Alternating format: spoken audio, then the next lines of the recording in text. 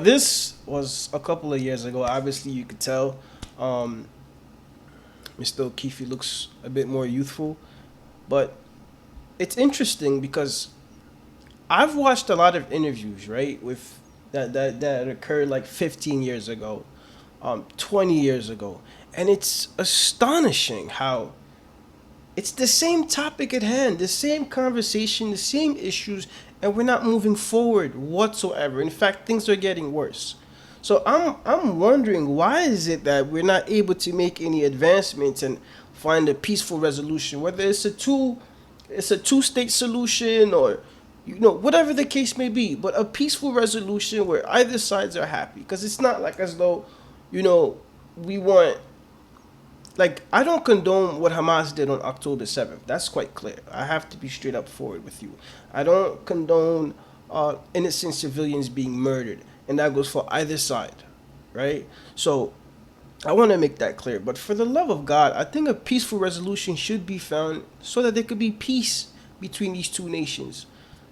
Because I feel like the longer this goes on, the more people are just dying, and the most twisted part of it all is the twisted sense of propaganda. As a matter of fact, before we watch this video, right, let's watch what Prime Minister Bibi Netanyahu, or Benjamin Bibi Netanyahu, said, right? So this is a video he made, and again, this is what it was a while back too. I think it might have been like 15 years ago, something like that, right? But he's in this video, this clip, he's talking about Hitler and the reason why he committed the Holocaust, right? So let's take a look at that real quick. Hitler didn't want to exterminate the Jews at the time. He wanted to expel the Jews.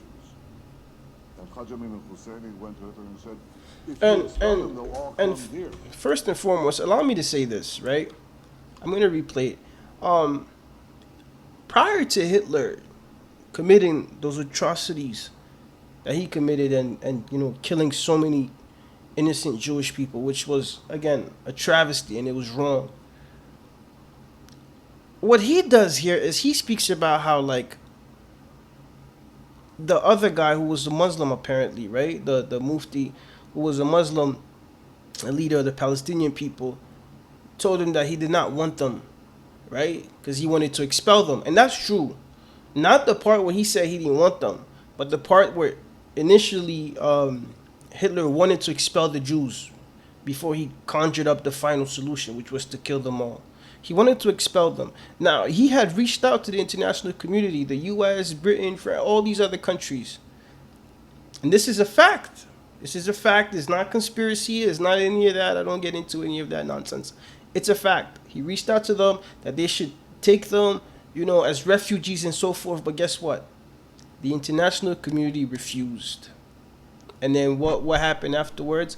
He enacted the final solution, right? And that's a part of history that nobody really likes to talk about. Nobody really likes to acknowledge. It's kind of like the elephant in the room.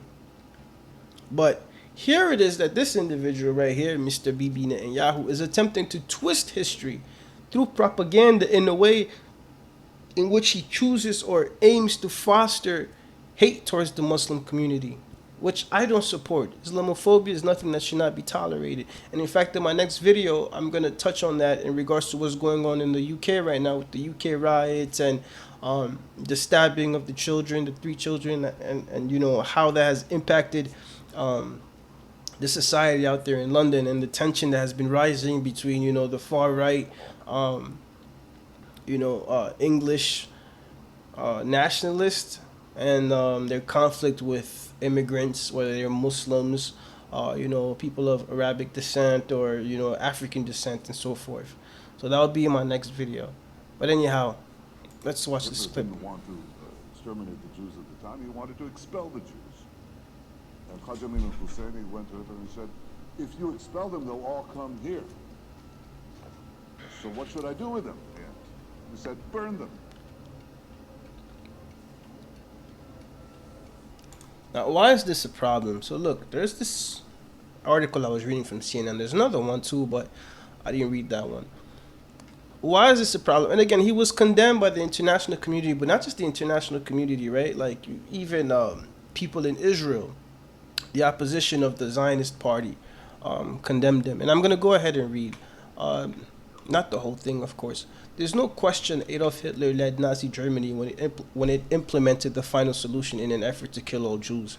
But in a speech this week, Israeli Prime Minister Benjamin Netanyahu suggested it wasn't Hitler's idea.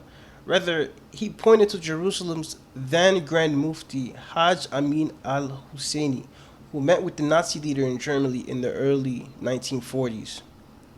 Hitler didn't want to exterminate the Jews at the time, he wanted to expel the Jews, Netanyahu said Tuesday at the 37th Zionist Congress, according to a transcript on his website.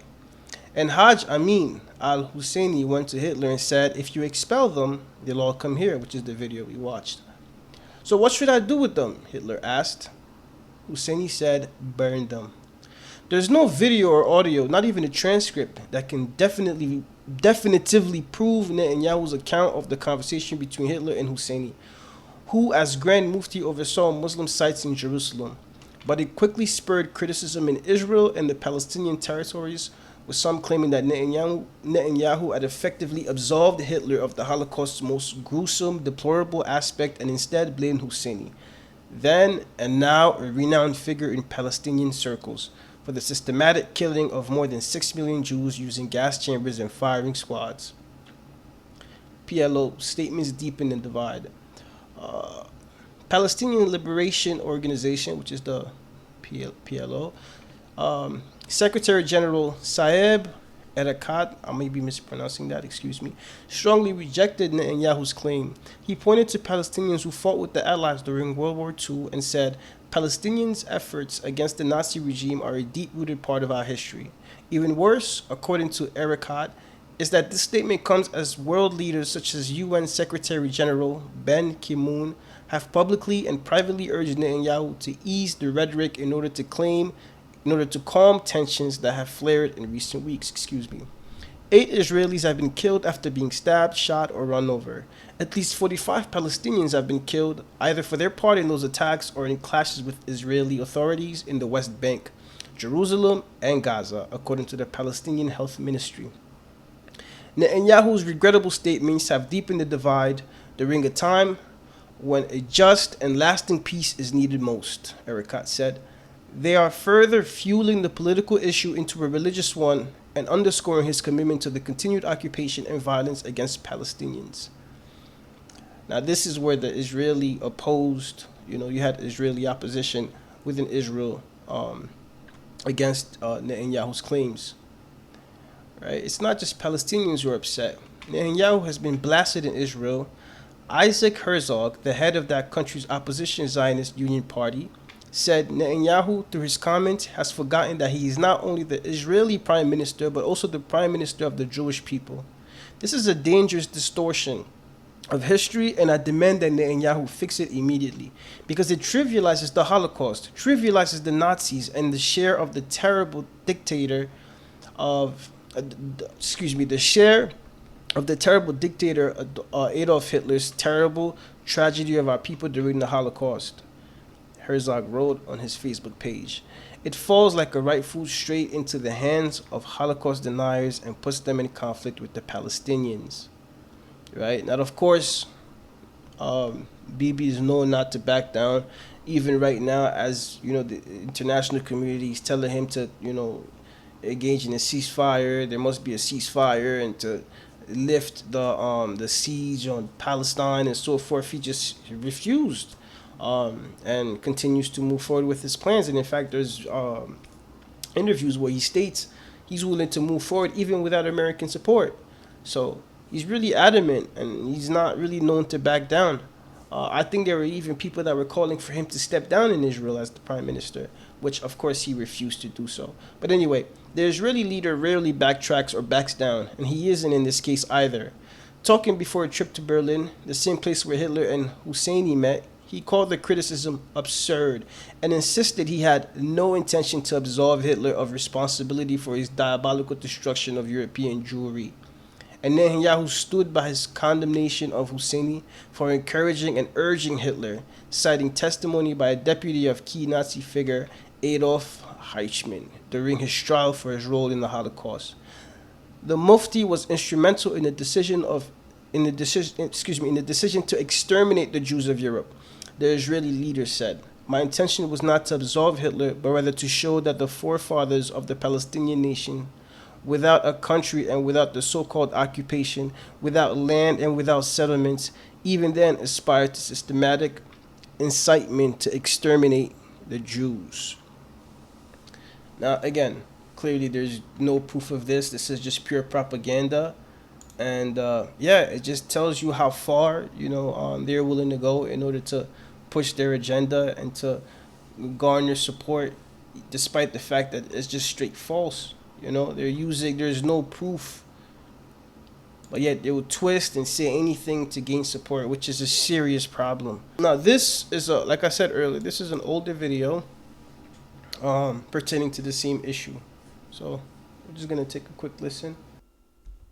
And someone from halfway around the world came into my country and started stealing my land and killing my family, guess what? I would defend my country as well. So I absolutely 100% defend the right of self-defense, and I will never shy away from that. I will not join the long list of embarrassments who condemn terrorism while forgetting to acknowledge that the biggest terrorist on the planet is the United States government for all of its terrorism around the world. Israel has a right to defend itself?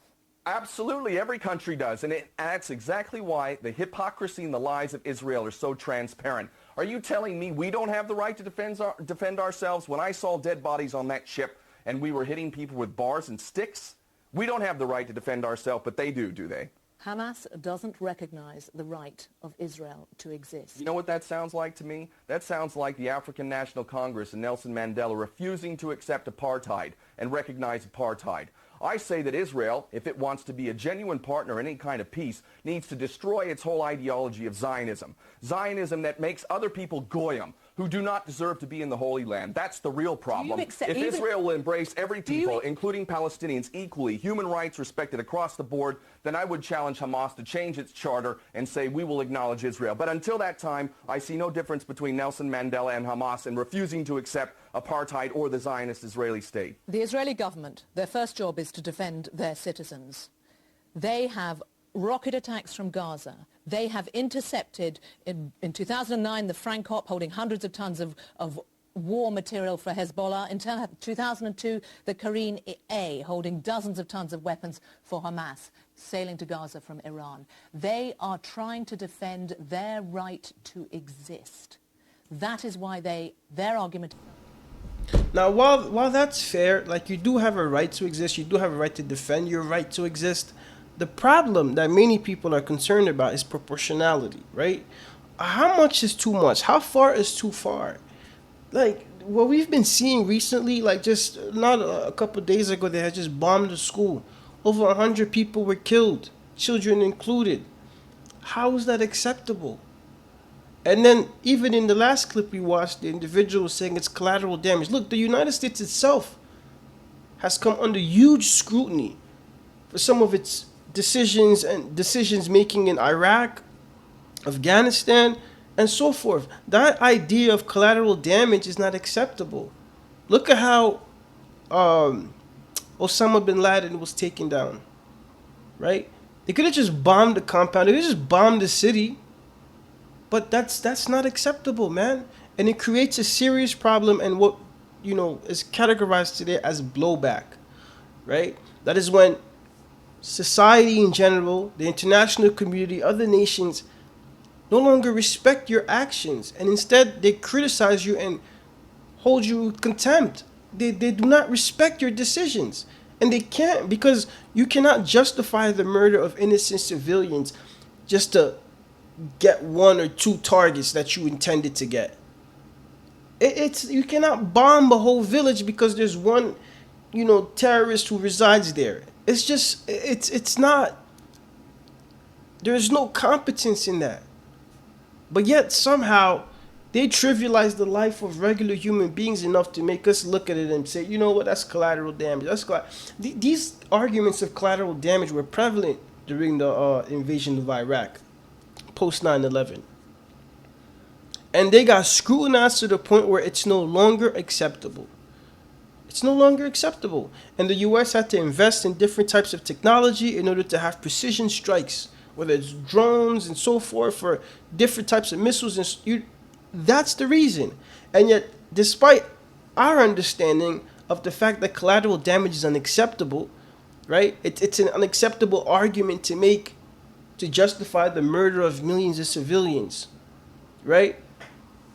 Yet somehow this argument continues to be maintained when it's in regards to Israel's efforts, whether to protect itself from Hamas and fight for its right to exist.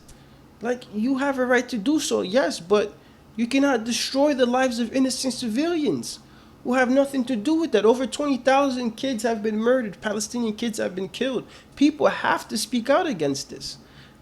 And when they do, it's like, oh, you're an anti-Semite. Like, no, I'm pro-life. Like, we care about human life. We do not want innocent children who have nothing to do with the decision makings of Hamas. That'll be like us.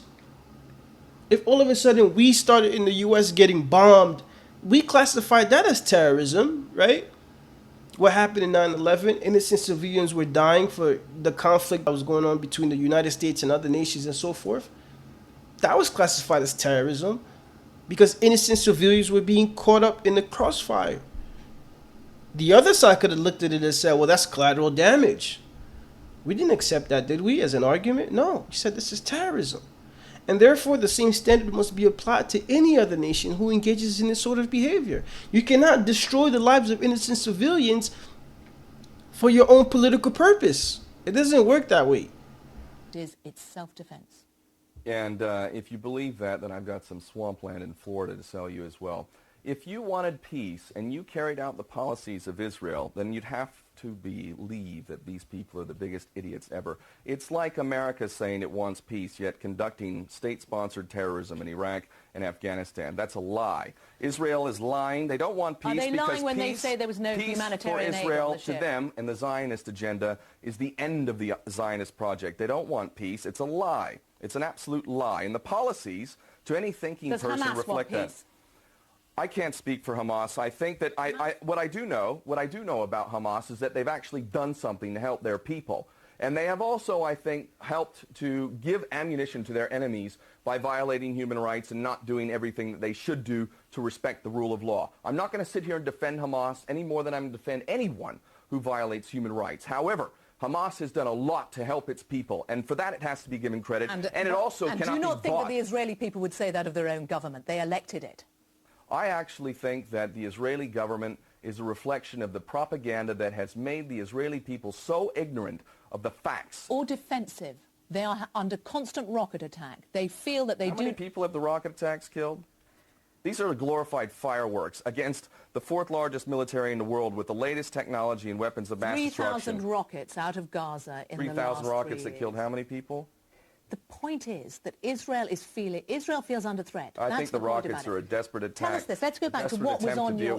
Let's talk about what was on your ship, because Israel says that there was no humanitarian aid on that ship.